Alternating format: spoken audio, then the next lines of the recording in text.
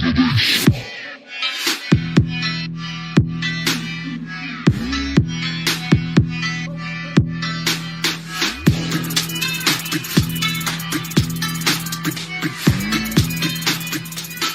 love it when I turn up the bass.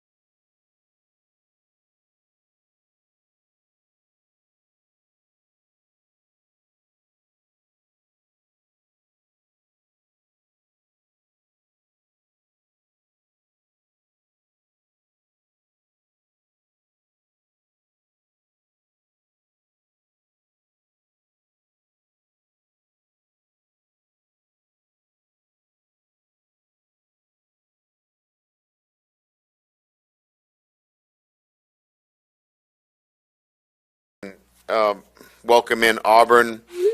Hugh Freeze is an outstanding football coach. This is well well-coached football team. He's taken the personnel and he's fit, what they need to do with the personnel. And this is a team that's going to run the football, play physical, really well-coached on defense. The offense is going to run around, Peyton Thorne and Hunter, the running back. But certainly, have shown that they can beat anybody. It was a 20-20 game late against Georgia. Georgia was able to escape with a victory, scoring with about 2.5 minutes left in the game. So a very dangerous football team, one where we'll have to play really well, but we're excited about being home. As you know, 4 out of the first 6 games on the road, which is very difficult in itself, but this will be our 5th consecutive SEC game as well. So guys are up for the challenge. It'll be a great one. It's great to be back home in Tiger Stadium, and we're looking forward to hosting Auburn this weekend. So with that. All right, we're going to take 2. Jace, LeJeune here, Gridiron Football. This is the Chase with Jace, another episode. And this time, I'm not all by my lonesome because I got myself a former LSU Tiger, part of DBU, Ron Brooks, former LSU great. Ron, I really appreciate you coming on the show. I mean, short notice. I know I called you up this morning, and you're all cool. I was like, no problem, Jace. I'm ready to roll, and we'll be able to come on. So I appreciate you coming on, Ron. Appreciate you having me. Oh, absolutely, Ron. Just for the LSU fans, I know that you're a part of really that loaded secondary back in the part of that dominant 2011 championship runner-up team. But what are you doing now? I know you have had some pretty good years in the pros, right? You played for the Bills, the Eagles, was with the San Diego Fleet as well. But what's been going on in Ron Brooks' life recently? Life after football, trying to get back on my feet with figuring out who I am, outside of the man that was in the helmet. So lately I've been getting into athletic training, training kids with my business partner, starting these kids younger, learning the building blocks of how to run properly, how to move properly, those sort of things. So, trying to get back to the community and get back to these kids. Well, that's great to hear, Ron, that you're doing that. And it's great to see a lot of former players going back after their retirement, after they're done with football, to come back and do that and give back. So we're going to go into what you're doing now, and then part of what you're doing, training these kids. We'll promote a lot of that. We'll talk about your LSU career, too, and how you got to LSU, being a part of that really great defense back in 2011. But right now, we wish we can go back to those times right now because it's been a rough outing for the LSU defense on that side of the football. We're going to hear Brian Kelly. We're just not going to have a lot of clips from him, but I'm going to just kind of go over what he said pretty much from Monday's press conference. LSU did win the football game. It was another high-scoring game, though. But there was some light at the end of the tunnel with the defense because they forced a couple interceptions, forced a couple of turnovers. So here's Brian Kelly briefly talking about the LSU defense and how they've improved. Defensively came up with a couple of key turnovers, a couple of interceptions, which I think certainly bolstered that group, and had some really big performances. Mason Smith played very well. I think if you start with where we want to go, I think that's probably his best game since I've coached him, and only look for him to get better and better each week. Now. So that was Brian Kelly talking about the defense, and Ron, just to recap what happened last week in the Missouri game. Missouri was undefeated, by the way, going into the game, and LSU. There's no question about what their offense has been doing, and their offense has been at a national championship elite level. Jaden Daniels won the SEC Offensive Player of the Week for the 3rd time this year. The 2 receivers, and Brian Thomas, Malik Neighbors, they've just been going off this year. You had the running game to balance it up with Logan Diggs. Really, that side of the football is playing at an elite level right now. Unfortunately, the defensive side of the football has not been good to any standards, especially your standards and LSU DBU standards. But there was some light at the end of the tunnel that Brian Kelly talked about some improvements. They forced a couple of turnovers. And really my question for you, Ron, is being part of that great DBU, right? Y'all forced a lot of turnovers, a lot of splash plays. How does that really help maybe a struggling defense get back on track when you can force some turnovers? Man, the biggest thing with that, I feel like, is it gives the guys confidence to go out there and, let loose and actually play their game and not be tight. Just let the plays come to themselves. And so the more turnovers and the more plays that these guys are able to make in the secondary, the better I think they'll start to play, especially once we start getting down the stretch into the season a little bit more, Hopefully they'll start to make a lot more plays in the back end and start causing more turnovers. Yeah, I mean, it's just really, it comes together, right? I mean, as soon as you're giving up play after play after play, and all of a sudden you get a play, like you step up and get an interception. Sometimes that's just what the defense needs, right? So it is hard, though, if you're going to just rely on that to get turnovers every single game, to just rely on that the rest of the season. But Brian Kelly, the one last sound bite we're going to get from Brian Kelly, actually we have two more, but the second to last one would be about find the light at the end of the tunnel for that defense. Is that sustainable? Forcing turnovers, forcing interceptions. You got a pick six from Major Burns, got interception from Al Perkins. Right. We'll see what Brian Kelly has to say about that. Over the last three quarters, you may have found something defensively. If you did, what is that, and can you sustain it? Well, obviously that's the challenge. We feel there's some light there at the end of the tunnel for our defense. We feel like the progress that was made up front is going to be sustainable. We're going to have to make some more progress on the back end of our defense. We've got to go compete for some balls that we think that were out there for us to get. I think we are going to get better because of the experience that what Weeks is getting at the linebacker position. He's just getting more reps and more time out there. And I think we found a position that we're comfortable with now with Harold Perkins in terms of, it doesn't have to change from week to week with a new teaching progression. So I think there's a lot of pieces there that are coming together, and then I think there needs to be continued improvement at the back end of our defense. And I think if we do that, we feel like we're moving finally in the right direction. So that was Brian Kelly really talking about really the light at the end of the tunnel, talking about this LSU defense. It was a rough start at the start of the season, but this defense is coming on just from the last three quarters.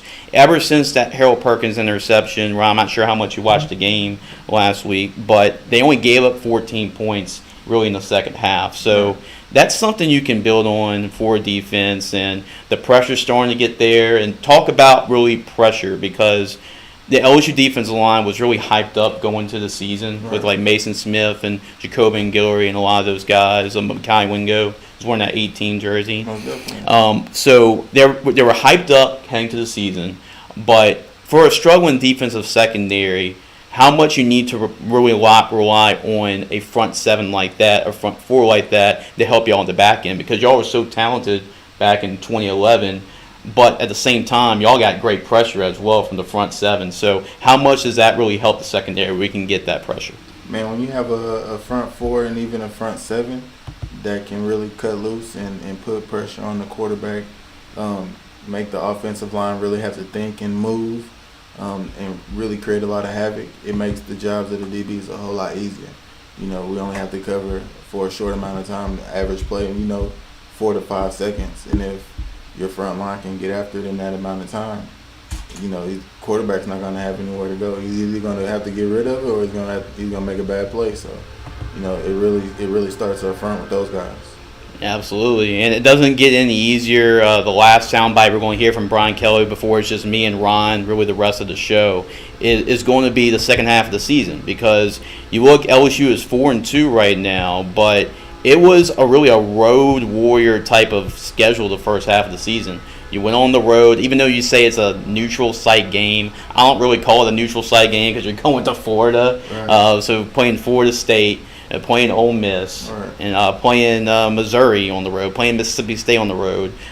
You had maybe only 2 out of 6 games, only 2 home games so far, but the second half of the season, you get all that home in Death Valley, and we were talking about how much of a key piece that is to have that 12th man at home. So Brian Kelly talks about overcoming those challenges, being on the road so much in the first half of the season, and what the schedule looks like for the second half of the season.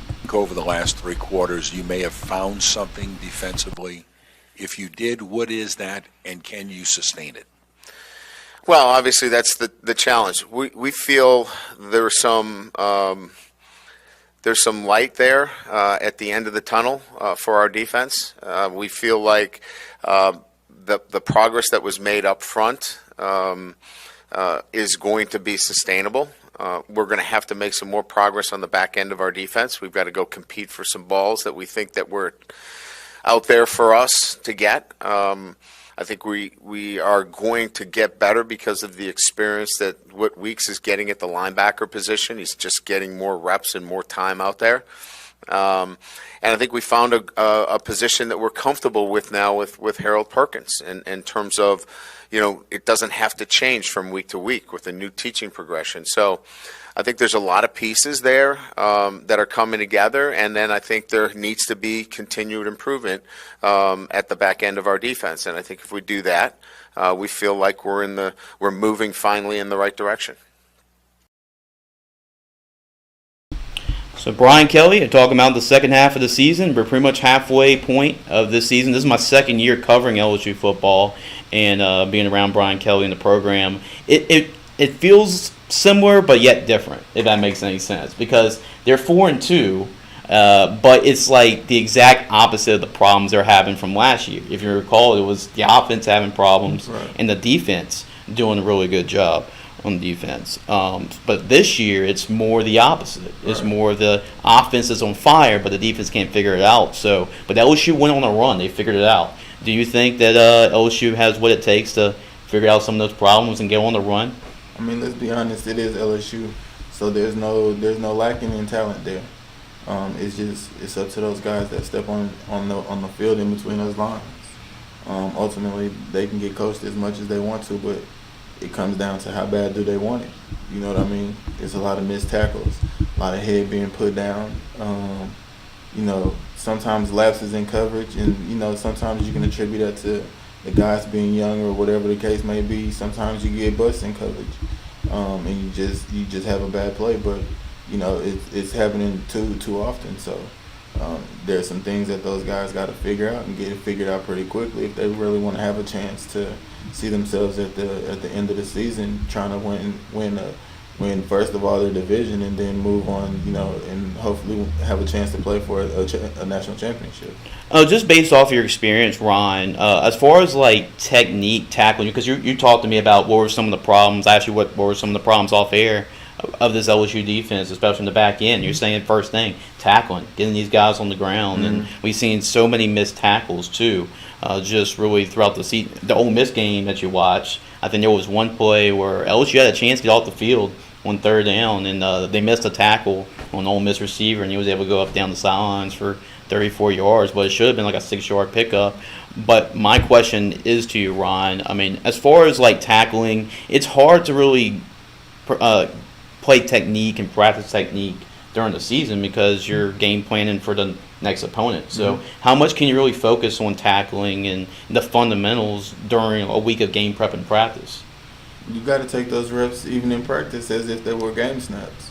You know what I mean? So even when you aren't going full live to the ground with those guys, I still have to focus and make sure, hey, my head is across the chest of this person, making sure, hey, I'm wrapped up and that they don't have a chance to wiggle out or give them any room to even be able to think about trying to get out of this tackle. Their only option is to go down at that point. So those are the types of things that were going through my mind when I was in practice, is to make sure, even though we're not going all the way live, make sure that I'm taking the time to work on those little things. And at the end of the day, it helped me out a lot when it came to tackling. I didn't miss many tackles. So Yeah, he definitely didn't. I mean, we're going to go back and I'll even show you some of the highlights going back in the day with Ron Brooks, old number 13, flying around making plays. But we talk so heavily about the defensive problems. Let's talk positives, Ron. Right. Let's talk about the offense and what they're doing right now. I even wrote an article on, you can check it out. It's not hard to find because it's right behind me in the banner, GridironFootballUSA.com. But I talked about Jaden Daniels, and right now, He has to be in conversation for the Heisman Trophy right now with the numbers he's putting up and the way he's playing football right now. Just from a defense perspective, how good is Jaden Daniels playing right now? To be honest with you, me being a defensive guy, we do a lot of talking on the defensive side. Guys that are, looked at as guys that have their own islands and those types of things. Those guys, for the most part, are real chatty. But Jaden, man, he goes about his game in a different way. He's very quiet. He doesn't get too high. He doesn't get too low. He's very even keeled, and I like the way he plays the game. You know what I mean? He handles adversity. He'll get hit in the mouth and get up, and you'll never know. You know what I mean? That it affected him at all. So I like the way that he plays the game. He's a very tough young man, and like you say, he has very good Heisman hopes this year, and I really do believe that he has the capabilities. As long as he goes out and continues to play the way he's been playing, and turns it up even a little bit more as the season goes on. Yeah, it's really crazy looking at the numbers and just doing a lot of research on where he's at and the rate he is at. But you look at some of the other Heisman quarterbacks right now in the conversation, Caleb Williams and Michael Penix, like the numbers he's putting up is just as good or better than the guys that are ahead of him right now. And I even looked it up as far as this point of the season with Joe Burrow. I mean, right now, these are the two best. Joe Burrow's offense in 2019 and this offense this year are the two best offenses ever played at LSU. Just look at the numbers. At this point of the season, Joe Burrow had 27 touchdowns. And then Jaden has 23 touchdowns. So it's pretty even yardage. Burrow has a slight edge in passing. Passing touchdowns, Joe Burrow has about 6 more touchdown passes. But total yards, Jaden has more yards than Joe right now for through 6 games because of his ability to beat you with his arm and his legs. But the numbers are pretty similar. You can go back and check that article out. But Jaden Daniels is playing an all-time high. He's playing a very high confidence level right now. But from a DB standpoint too, let's talk about the receivers, Malik Neighbors and Brian Thomas. You've covered probably the toughest receivers you had to cover were in practice, all right, in 2011. So seeing these receivers, seeing Brian Thomas, seeing Malik Neighbors, let's ask a hypothetical question here, Ron. How do you think you would match up with some of these guys right now with Malik and Brian? I don't know. We're gonna find out. I plan on going and checking out some practices before the season gets over, and I just might have a pair of cleats on me at that day, and we might have to find out. You know what I mean? Oh yeah, I would love to see that. I mean, I would grab my lawn chair and just sit down and just watch that happen because that would be a very, very fun matchup to see. And really, we could talk about the passing game. I mean, Jaden Daniels doing what he's doing, throwing the football downfield. He's taking an extra step there. The receivers, we talk about that a whole lot. But really, the running game has helped a whole lot too. Logan Diggs has come in and he's become the bell cow. And everybody was thinking, who's going to be the running back? Because there's like 8 running backs on the roster, but it's been Logan Diggs. So having that balance on the offense not only helps your offense, right, but it can help also a struggling defense. If you control the time of possession and slow the game down, that'll allow your defense not to be on the field as much. Most definitely. It makes you less predictable. Now you're able to run and pass, and you're able to do a lot more things and be a lot less predictable when you're out there on the field. When you can't run the football, they're not going to dedicate guys in the box. You're going to put more guys out in coverage because they don't believe in your running game. So, it's good when you have that two-headed monster to be able to control the game out there.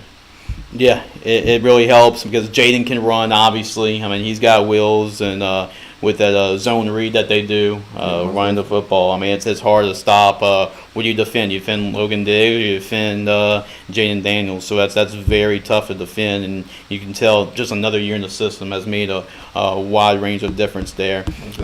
So really, Ron, what do you want to see from this defense moving forward? I mean, as far as because everybody's saying, I mean, there is some talent. I mean, with the defensive front. I mean, you know about Mason Smith and, Mekhi Wingo and Harold Perkins, too. Mm-hmm. I mean, everybody's talking about Harold Perkins after the season he did last year. From, I guess, what you're able to see from Harold Perkins, what do you think he needs to do moving forward in order to kind of catch that freshman-type Harold Perkins we saw a lot last year? I don't think it's anything special that he needs to really do. I think once he has a better understanding of his job and he's able to go out there and just do what Harold Perkins does. And that's the best kind of player that you're going to get is when you're out there being natural and being in your element and just going out and playing football like you're in the backyard again. You know what I mean? And I feel like the more he's able to do those things, the better of a player he'll be able to show who he is on that football field.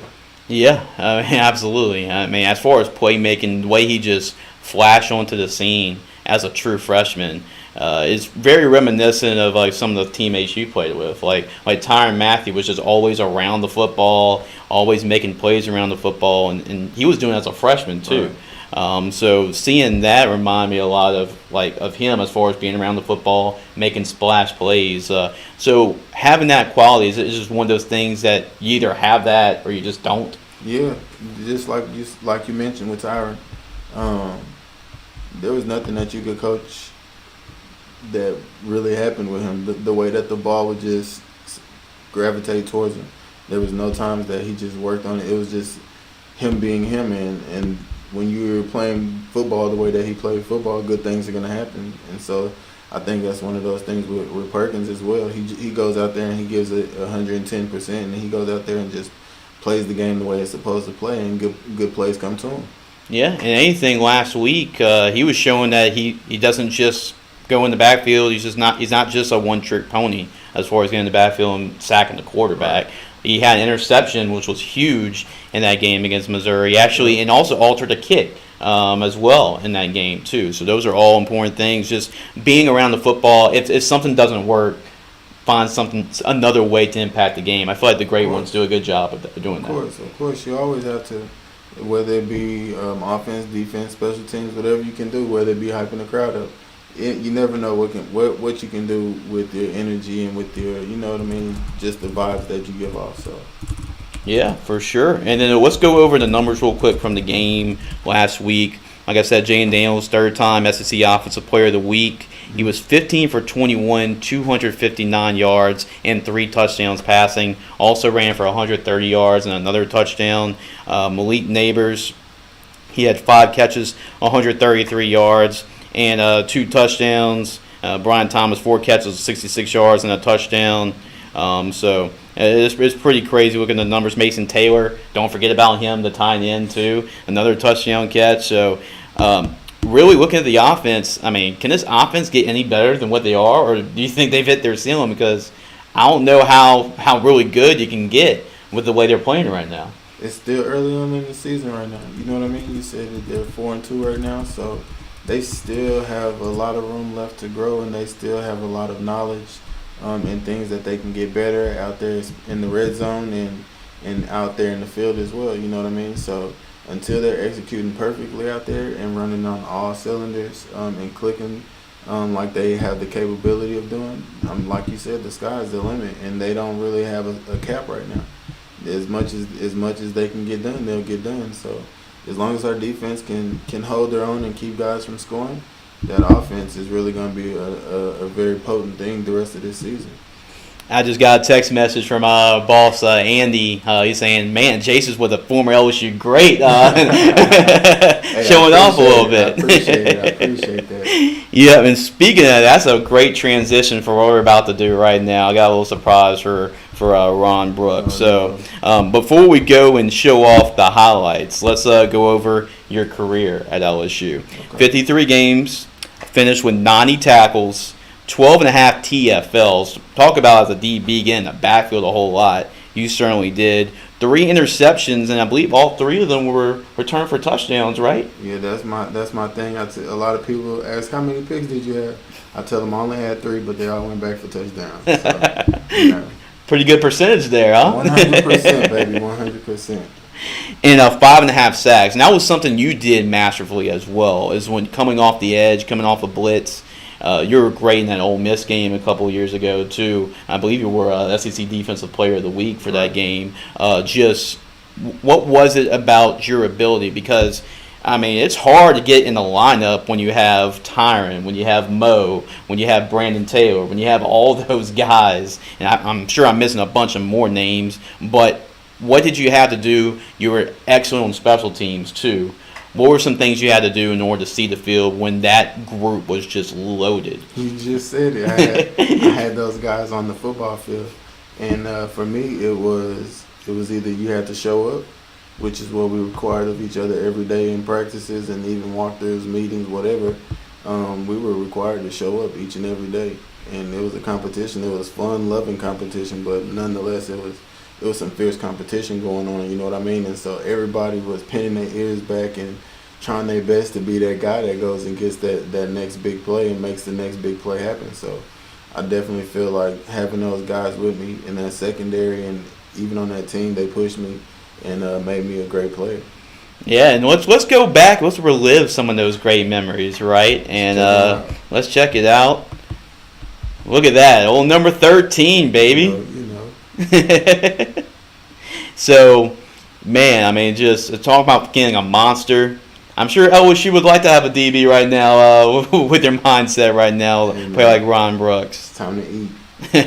Let's go back and see some of these highlights. Ooh, a bone-crushing hit there. Talking about special teams, right? Found a way to get on the field, and you were one of the best special teams players I've seen at LSU, too. Dexter McCluster.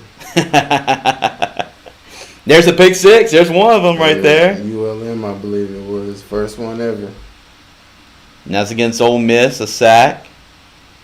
We had a good game that game, man. A lot of great memories. And again, another big hit against Tennessee. I remember that game, too. It was pretty loud. Arkansas, yep. Got a little boot, man. That was a big game. That was what, top 5 teams Yep. in the country? Western Kentucky. You were so physical, Ron. I mean, you're definitely not a finesse DB. Nah, that's not my character. Down with the punt right there, another sack. I mean, you had 5.5 sacks in your career at LSU. It was fun getting out of there.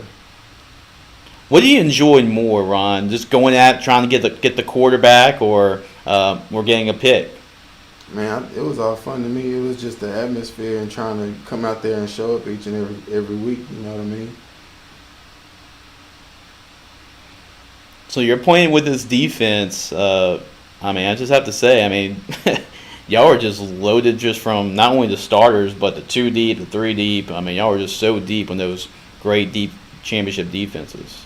That's the thing, man. You got to be next man up. Everybody has to be great in those situations. So that was the great thing about us. We had a lot of people that were the next man up and that played great football. And any of these, there's Auburn. There's a big hit against Auburn right there, and get a little interview at the end too. A little younger Ron Brooks. A little bit of baby hair. What was just the most enjoyable part of being on that 2011 team? Man, just that whole entire journey, week in and week out, playing for something the way that we were playing for it each and every week. You know what I mean? It was definitely something very, very, very special that I was glad to be a part of. Everybody remembers the 9-6 LSU Alabama game. Oh yeah, man, felt like a car wreck after that. Oh yeah, we're gonna have plenty of these coming up, this weekend. Oh yeah, it's a little bit of foreshadowing there. A little bit. So look at that. I mean, probably plenty of more highlights, but 3-4 minutes of highlights there from Ron Brooks, and doing that when you're just part of a loaded DB room. So what was it like just in practice, right, against competing against those guys, being coached under Corey Raymond, being a part of that group just every day, just in the practice when the lights weren't showing the brightest, because nobody sees what y'all put in the work in during the season. So, you have any special stories or any interesting stories you want to tell us, just being a part of that group? Man, it was a couple of different coaches that we had. It was Corey Raymond. It was Coach Coop, Ron Cooper. Yep. He was there as well. You know what I mean? And having coaches like that in that DB room, man, I'm not gonna tell the stories exactly, but just having Coach Coop and Coach Corey in those rooms and giving us those talks that they gave us, man, they were definitely very funny. But they put you in a mindset, man. They gave us a mindset and a swag. They put it in us, you know what I mean? And they turned the key and they let us go. And they knew what they were doing, and they knew they had a special group of people. So they definitely were key factors in helping drive that engine that we had. Yeah, maybe not a lot of PG rated stories, huh? No, definitely not PG, a lot of them, but definitely good stories nonetheless. Oh, for sure, Ron. So let's talk about, this is actually one of the biggest rivalries, LSU really has. This is kind of weird to say, but LSU doesn't just have that one rivalry game, right? Mm-hmm. Because you can say Ole Miss, you can say Arkansas, you can say Texas A&M, you can say Auburn, but Auburn seems like that's just one of those rivalries that's just close year in and year out. But I know you're a part of that 2011 game where y'all just absolutely just blew the doors off of Auburn that game. Mm-hmm. Just any memories that stood out to you against Auburn as we approach Auburn week? Oh man, I think we had a bad taste in our mouth. I believe the year prior to of that year we had played Auburn in Auburn, and that's when Cam Newton was the quarterback that year. Mm-hmm. And they ended up coming back and beating us at home, and that left a real bad taste in our mouth. So I think from that point on, we kind of said, we're not gonna allow that to happen to us anymore. And when we playing those games, we're gonna make sure we strap it up extra tight, and we're gonna bring the juice and bring the noise. Kind of like Deion said, give me my music, man. You know what I mean? We gotta bring it.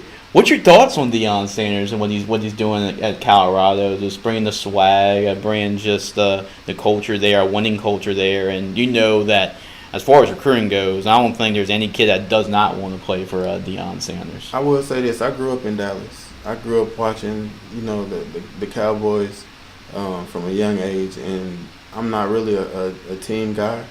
I'm more so individual players that I liked, and Prime was always one of those guys when we went out and we played football that I wanted to be Prime time, because they knew what kind of a playmaker that he was. They knew his speed, and they knew the swag that he was bringing to the game, and I think that he brings all of those same qualities. Now he's doing it in a different aspect in the coaching world now, and I think he's ruffling a lot of feathers, because a lot of people don't know how to take that. They're used to a coach being a certain kind of way, and he's not fitting into that mold or into that criteria. But I can't say enough good things about Coach Prime. I love the guy, and I watched him since I was young. And so hopefully I get a chance to check out a Colorado game, or at least rub elbows with him, talk game with him, and just learn some of the things that he's been able to accomplish and do over those years of him playing and coaching. You know what I mean? So yeah, who knows the scheduling, because you got home and home that LSU covers a lot, and there might be an opportunity down the road for LSU maybe to play a home and home against Colorado down the road. So hopefully, that'll be very fun to see. Definitely will be a big shootout. Oh, yeah, for sure. We're going and talking more about LSU football. Ron Brooks, former LSU Tiger, great. Appreciate Ron for coming over here for sure. And we're definitely, before we wrap up, we're going to just kind of talk about really the game. And we do have a question for you, Ron. One of our guys, Cameron Siniglia, chatted in and wanted to ask a question. There are times when our corners are in position to make plays on the ball but don't. Is that something with technique that can be coached up, or more on the effort of the corners to make those plays? I don't really think that no DB wants to go out there and say, hey, let me mess this up, or let me look like this, or get scored on national television. You know what I mean? Sometimes it comes back to following through and doing everything right. Or sometimes, you can't stop it. Sometimes it's just a great throw and catch by a quarterback. But the one thing about that is, as a corner, you got to have amnesia, and that's going to be their one freebie. We can't keep having those. You know what I mean? So if they get one, they get one. But after that, it's not going to happen again. No, it's not. And really, just guys just learning, because you go and look at last year to this year. Brian Kelly had to come in here and go through the transfer portal, right? So the first year, because there weren't a lot of scholarship players on the team, so Brian Kelly had to supplement that with the transfer portal. And really, last year the LSU defense was great. Mm-hmm. And if you go back and look at Matt House, he's the same defensive coordinator as last year. It's not like he just forgot the coach, right? And he did such a great job last year. But you look at the secondary of the year before. They're all guys that came from Power 5 or Group of 5, and you go and look, and Greg Brooks was part of that, and Greg Brooks is obviously not there. But, prayers go out to him and his family right now for sure, and everybody's definitely praying for him right now. And, yeah, for sure. And also from last year, too, you had a lot of guys, Mekhi Garner, Jar Bernard Converse, a lot of veteran guys that played at the highest level. Mm-hmm. Now you go back to this year, and you don't have Greg Brooks out there with you. And really, you lose guys like Mekhi Garner, Jar Bernard Converse, Joe Fouché, and you have to supplement and do that again this time with guys maybe not at the higher level as the guys last year. Mm-hmm. So that's another thing probably people need to realize too, is that LSU, Brian Kelly, he's trying to recruit some of those guys in Louisiana at the DBs, but for at least one more year, you kind of have to supplement that again, the transfer portal, because that's the fastest way to success right now. Hey, you got to take what you got. You got to use what you have available. You got to make the best decisions with what you have, and you got to sharpen those tools that you have and make the best plays you can out there. So, hey, what else can you do? Yeah, and that's all you can really do, right? You just explained it perfectly right there. So just wrapping up, LSU against Auburn, and I know that you're going to try to be there on Saturday, right? Most definitely want to try and get out there and take my kids. They've never been to a big-time football game, so I want to take them and show them where Dad has played football at. That's awesome. I'm sure they're going to love that experience, right? And when was the last time you've been back at an LSU game? Oh, man. I think I snuck into the Alabama LSU game when we won at the last minute. I think that was the last game I got to. Yep, I was in the press box. That atmosphere that night. Now I've been going to cover LSU just for a couple of years, but I don't remember an atmosphere being that intense, or just from start to finish. What was like a game in your career? As far as just like Florida, the atmosphere. Florida, easy. Yeah. Florida when I was a young kid. When I was young, I think it was not even my freshman year. Was it recruiting? Was it a visit? No, this was a game. Jacob Hester took us up to put us ahead to go up in the fourth quarter with a few minutes left, and I promise you, that was the loudest I've ever heard a stadium go. Kind of like on the old video games when the stadiums were shaking. Oh, you're shaking? Yeah. Man, I kid you not. My helmet was shaking. My eyes were shaking. My vision was blurry. And I said, there's no way that this is real. But that was the loudest game I've ever had the pleasure of being in. I just can't imagine that. That was one of those special games you had to be there. And I believe that was the same game I think USC lost. Mm-hmm. So, the crowd reaction to that was insane. Yes. That was just one of those special nights. Just in Les Miles, every time 4th and 1, just give it to Jacob Hester, right? Exactly, man. Completed them all, and that was a great night. Had a good time. Oh, who was we talked about you faced off against Tim Tebow. Mm-hmm. You faced off against Cam Newton. Mm-hmm. Who was the toughest SEC quarterback you had to play against, or just toughest college quarterback you had to play against or prepare for? Man, to be honest with you, when they had McCarron and those guys at Alabama, he was one of the tougher, very, very smart, very sharp quarterback. Cam was a very big physical quarterback, could throw the ball forever in the yard. Tim Tebow was that was God's child. Mm-hmm. Man, we played against Geno. Geno was a great athlete. Played against Tyrod Taylor. He was a great athlete. So, man, there's so many great quarterbacks and athletes that I had the pleasure of playing against. Oh yeah, that's a pretty good group right there, and that makes y'all defense even more special because y'all played some pretty good offenses. Definitely the Oregon offense to start the 2011 year, and y'all really shut them down too, which was pretty incredible to watch. So the Auburn game is going to be an interesting game, Ron, because LSU's offense, if Auburn's offense is going to try getting a shootout with LSU's offense, they just simply can't because short. Yep. But that side of the football, when talking about Auburn's offense and LSU's defense, that's going to be intriguing because it's both those units have struggled this year. So Auburn's offense has struggled, LSU's defense has struggled. So something has to give because the strengths of those teams is LSU's offense and Auburn's defense. I tell you what, though, whoever has the best defense is going to win that game. Because if you can't score, you can't win. Mm-hmm. Yep. So that's a very simple way to put it. Whoever doesn't score, the opposite team will be winning. So we're going to make sure that LSU is that team that the defense holds up and they keep Auburn out of that end zone and make sure they're victorious this year. And that reminds me, since you brought that up, right? So I have a hypothetical question for you now. All right. So this is what we got, Ron. So the 2019 offense. Right, Joe Burrow. Yeah, Joe Burrow, Justin Jefferson, Jamar Chase, that offense. And I'm pretty sure I know what the answer is going to be. Against y'all 2011 defense. Who comes up on top of that one? 2011 team, of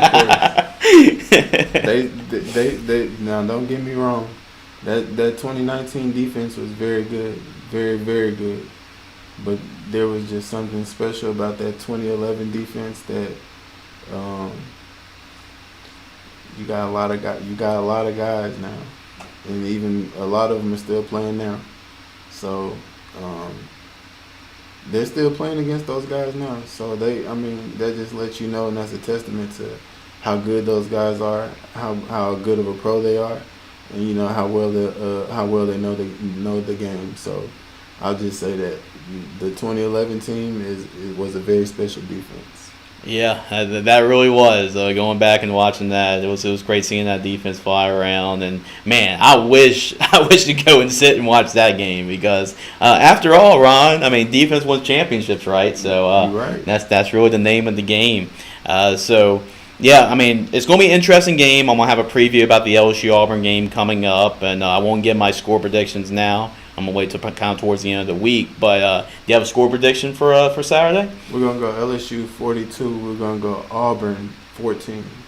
I like that. And this is really a must, as far as like a big performance from that defense. Because you go back and look at really the offense.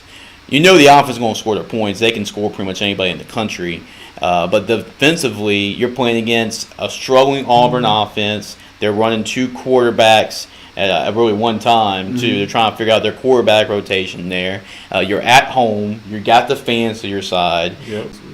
So if they can do that and do big things this week, shouldn't have a problem. Yeah, definitely.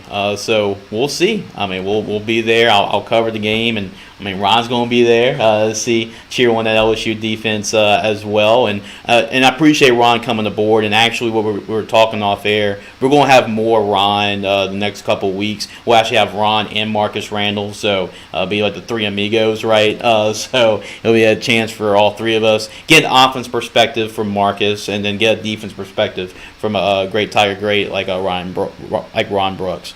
So really wrapping this up, we got to promote what you're here to promote. I know you have it on your shirt as well. So yeah, but we'll make sure to promote that. So let me go and pull it up. So yeah, this is like Train Like a Pro by a Pro and Elite Sports Performance. And I know you brought your partner here as well. Appreciate you, both of y'all coming. So make sure to give us a shout what you do with this. As far as training kids, training players to be like the next Ron Brooks, next Tyron Matthew, next Mo Claiborne. So what are some of the stuff that y'all do here at Elite Sports Performance? So look, this is what I'm gonna do. This is my sports performance specialist. I'm gonna have my man come up here. Yeah, for sure. Give the context of. He can give it better than I can. Yeah. Come join me, partner. Come on. Yeah, definitely. Come have you a seat right here. So, because you tell that story better than me. Absolutely. We have both of y'all in here, too. So yeah, introduce yourself as well. So I'm Coach Clarence Willis with Elite Speed Skills. I'm a performance specialist myself and Big 13 partnered up. So we do speed, agility, and performance training, predominantly in Baton Rouge. So we have a couple things coming up. We do have our weekly training program. As on Monday, Wednesday, and Saturday is October. Okay. Spooky Speed Camp is coming up. Okay. So we're helping out young soccer athletes. October 28th, we're doing speed and agility same day. We're coming back with speed skills for youth football players, and we're going to teach those guys next level drills, pro style drills, how to move, speed, agility, change the direction. There's a ton of youth sports organizations, flag football. Okay. Different deals like that. A couple of soccer organizations. So kids play sports, but they still don't have that fundamental context of training, how to run properly, how to get in certain positions, and they really need it. So that's what we're here to do. Okay, so y'all do multiple sports. It's not just football. Absolutely. Yep. So Yes, that's sir. another thing to just realize. It's not just football. It's multiple sports. So you had soccer. Any other sports y'all involved? Absolutely. So just this past summer, we had the pleasure to work with East Ascension Girls Soccer. Okay. Had a great time training them. The Baton Rouge Astros, the local ball club. We've helped them out. Saw huge improvements. But we are football guys, right? So Yeah. we definitely have that insight. Ron's a former pro. I played college ball, so we want to give back what we know, because we always say, man, if I know back then what I knew now, so that's what we're here to do, and we love to do it. So Yeah, just giving back to the community, right? That's Absolutely. what it's really all about. And where'd you play college ball? So I was in a transfer portal before there was a transfer portal. Okay, So, okay. Had a short stint with Southeastern. Played with Lined guys up, like- baby. Oh yeah, lined up. With guys like Brian Bennett, Maurice Sutton. Mo Sutton was on defense, but those guys had a good stint. I went and played football in Arkansas. Okay. At a private college, but I enjoyed my time, and now it's time to give back to the young dudes. So Yeah. that's what we really do. What age groups are we talking about? So we actually start pretty young. So we started about 6. We have 2 groups. We go about 6 to 10. Then we go 11 and up. But we definitely have that developmental training for our young athletes that need to know body control and those fundamentals. But for the athletes that are ready, we do have that next level training, so we can really turn the game up as well. Yep. So this is a graphic we got right here, speed, skills, and drills as well. So I believe that's the number to reach right there.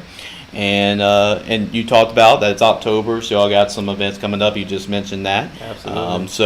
Where can they contact y'all, and where can they get involved? They can check us out at elitespeedskills.com. We're also on Instagram and Facebook, Elite Speed Skills. Contact number, you can reach Big 13 here at 225-369-1103. Okay, the number's right on the screen right there too. You see, Why don't you drop your number 2 for him? yeah, drop your number as well. Okay, great. It's going to be 504-265-2757. Awesome, and we'll make sure, when it's not as hectic around with football season and everything, as much stuff as we have to cover, we're going to definitely cover y'all and cover the events y'all have, and we'll definitely write an article and give y'all some video clips as well, so we can spread the word about y'all and get more kids be working with y'all too. Yeah. So that's Awesome. what it's all about, spread the word. So we're definitely going to do that, and hopefully we have y'all helping us out this year with our Gridiron Football American Bowl game, and come in and see that experience. It's such a great experience. We have a junior high All-American Bowl game this year, and we had 7th and 8th graders play from last year, and we'll also have a senior game. So this is their last game before they go off to college. So it's going to be a really fun experience, and it's going to be another great fun time. So any final thoughts from y'all as well as far as what's coming up. I mean, just as far as like the pitch in order to help come over and do drills, skill training with y'all. So as far as us helping athletes, we just have that insight, how 13 played the game, how I played the game. We believe in there's only one way to play, with attention to detail and 100% effort. All right, but everybody plays, but the game is much more fun when you win, right? Mm-hmm. How do you win? You got to tie those things in. Yep. So that's what we're about. Absolutely, you gotta love it. One more time, say your name and then also where they can find you. One more time for the audience. Coach Clarence with Elite Speed Skills. You can find us at elitespeedskills.com, Instagram, Facebook, Elite Speed Skills. Yes, sir. I appreciate Coach Clarence coming on. He does an excellent job with the kids, yes, and looking forward to see Coach Clarence with us, and as well as Ron. A couple of times as far as we have camps in the off season too. So for y'all to get involved with that, and I'm sure we'll definitely go and be involved with y'all and covering all the events and all the camps and everything. The training sessions that are put on too. Should be a great opportunity to do that. So looking forward to that in the future. So I appreciate y'all guys. And Ron, any final thoughts too before we wrap up here tonight? It never rains in Death Valley. Yeah, I think I've heard that one. So we're getting close to Halloween. So Death Valley, is a scary place to play. So hopefully, the old 2011 defense can show up in the rest of the season. That'll be great. We're gonna summon them up. Yeah, most definitely, man. That's all I got for you. Absolutely. I appreciate both of y'all guys for coming. I know y'all made the drive to come over here. Such short notice. I appreciate Coach Clarence and Ron Brooks. And we love for y'all. Anytime y'all want to come on, feel free to come on. We love both of y'all to come on. It's such a blast, doing this with y'all guys. And we love to do more of this. So we're definitely going to do that in the future. Appreciate y'all guys. Thank y'all for watching. I know we have about over 20 people watching the live stream now. But you go back and watch it. And so this will still be up after we're just live. Might as well do it live and don't have to worry about making any edits or anything after, right? So you can go back and watch the show, the full show, and I appreciate Coach Clarence and Ron for that. Check out everything we got going on at GridironFootballUSA.com. I mean, I cover LSU. We write LSU articles. Yeah, the LSU content. But what we do is we cover the kids. So we have Diamond the Roughs on the kids. We have articles on the kids. We have team spotlights. So we cover football pretty much all around the country as far as high school players are concerned. And then make sure to check us out on social media. Give us a follow, Gridiron Football on Twitter, Gridiron Football USA on Instagram, and Gridiron Football as well on Facebook, because we send bowl game invites coming up soon. So some of the guys that will play at the next level, it's about that time to shine bright. And we're going to have our bowl game in Baton Rouge. I'm sure these guys are going to stop by in the bowl game at the end of the year. It's December 27th through 30th. The game is on the 30th, but that whole bowl game week's the 27th, 28th, and the 29th. Yeah, very fun time, guys. Hopefully next week we'll be talking about an LSU victory against Auburn, and LSU looks to improve to 5-2 on the season. And really, even though there's 2 losses after 1 month of play, a lot of goals for LSU is still right in front of them. The SEC West is still wide open. They can still contend for SEC championship. And who knows? There are conversations about LSU maybe possibly making the playoff with 2 losses last year. If LSU goes on another run, who knows? Crazier things have happened. And that 2007 team, I've seen it happen. Ron Brooks has seen that happen before, so it's not impossible. Appreciate it, guys. Thanks for tuning in, and we'll see y'all next week on The Chase with Jace. Sir. Man, awesome. Appreciate that. Yeah, not a problem.